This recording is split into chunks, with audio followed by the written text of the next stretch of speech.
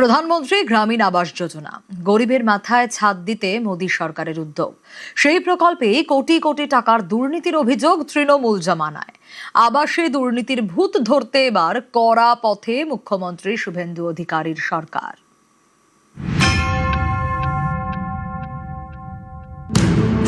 প্রধানমন্ত্রী গ্রামীণ আবাস যোজনা গরিবের নিজের ঘর নিজের আশ্রয়। তৃণমূল জামানায় এই কেন্দ্রীয় প্রকল্পে কোটি কোটি টাকা নয়ছয়ের অভিযোগ।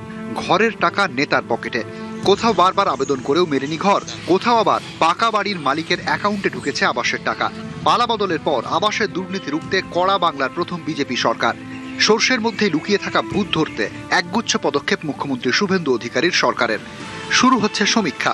সমীক্ষায় উঠে আসা তথ্যের ভিত্তিতেই তৈরি হবে যোগ্য অযোগ্যের তালিকা। প্রধানমন্ত্রী গ্রামীণ আবাস যোজনা নিয়েও এবার সমীক্ষা শুরু করার নির্দেশ দেওয়া হয়েছে। পাশাপাশি কড়াকড়ি নির্দেশিকাও জারি করা হলো রাজ্য সরকারের তরফে।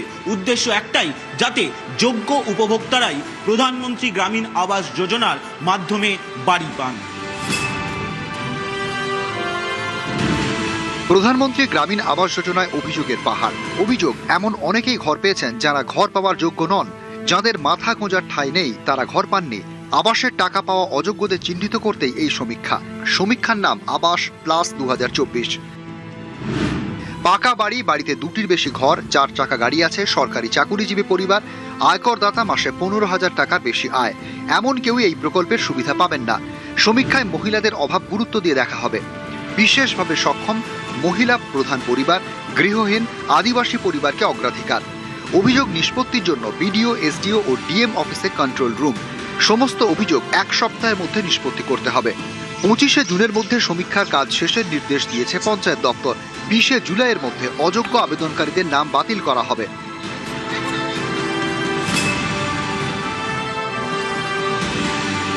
দুর্নীতি, টাকা নয়ছয়, বেনিয়ম, অভিযোগের পাহাড়।